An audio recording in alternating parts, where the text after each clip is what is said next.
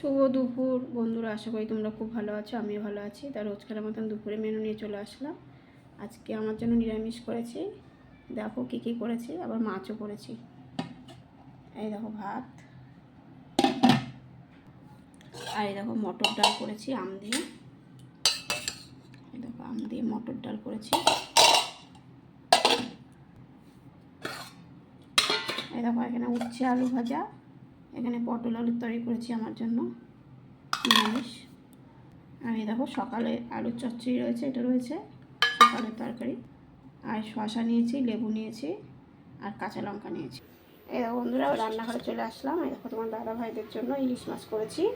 নাহলে আবার বলবে রাত্রেবেলা কিছু করে দাও। তা আমার দুপুরে মেনুটা কেমন লাগলো অবশ্যই বলবে। এটা আলু দিয়ে, বেগুন দিয়ে, কাঁচা লঙ্কা দিয়ে করেছি, ইলিশ মাছের ঝোল পাতলা করে।